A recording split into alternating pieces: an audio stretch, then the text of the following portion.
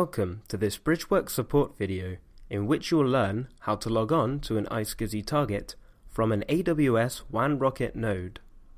This allows devices attached to the target to be presented over a WANrockIT connection.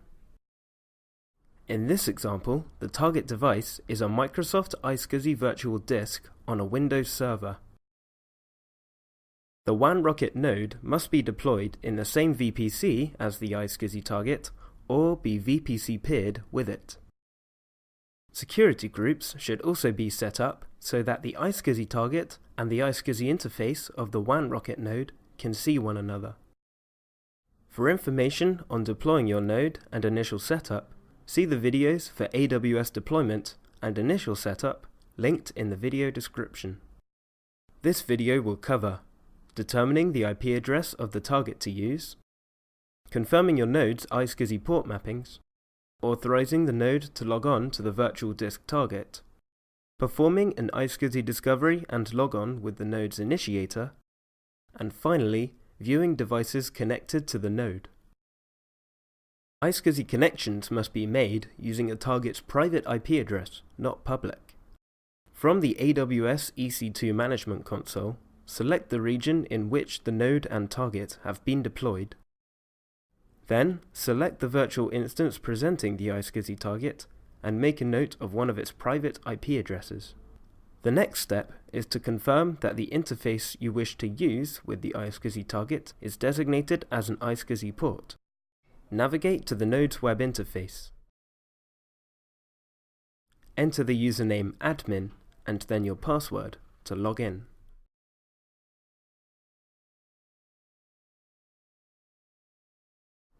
Proceed to the port mappings page by clicking on the corresponding icon. Make sure your chosen interface has the iSCSI feature mapped to it. If not, add it from the protocol drop-down and hit Save. If any mapping changes are made, a reboot is required for changes to take effect. Microsoft's iSCSI virtual disk target requires initiators to be authorized individually. The standard way to do this is by retrieving the node's IQN and adding it to the target's initiator list. Not all targets require this method of authorization, so this step may be skipped depending on your setup. From the node's home screen, navigate to the System Information page by clicking the corresponding icon.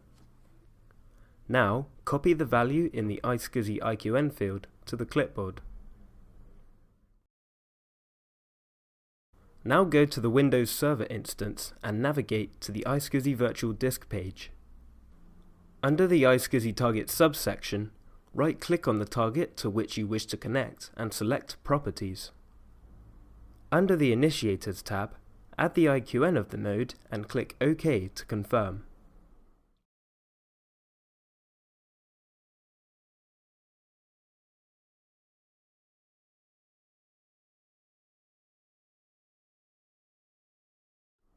Now the node is authorized to connect to the target.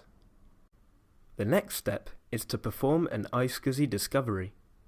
Return to the home screen and go to the iSCSI initiator page by clicking the corresponding icon. Under the Discovery Target Portal subsection, click the Add button and in the IP address field, enter the address of the iSCSI target portal. If your iSCSI target portal uses a TCP port number other than the default of 3260, this number should be entered into the port field. If you have iSCSI mapped to more than one interface on the node, make sure the correct interface is selected from the Source Interface drop-down. If your target uses CHAP authentication, enable the CHAP login checkbox and enter the required username and target secret. With these settings finalized, click OK to initiate a discovery. Once the discovery is complete, a list of targets presented by the portal will be shown in the Targets subsection.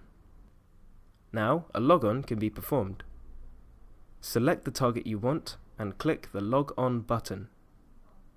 If you don't want the node to automatically reconnect to this target after a reboot, make sure you clear the Persistent Connection checkbox. As with the discovery, make sure that the correct interface is selected from the Source Interface drop-down. Also ensure that the correct iSCSI target address is selected under the Target Portal drop-down. Data Digest and Header Digest can be enabled in the CRC checksum subsection. As with the discovery, you can enter your relevant chat details if necessary.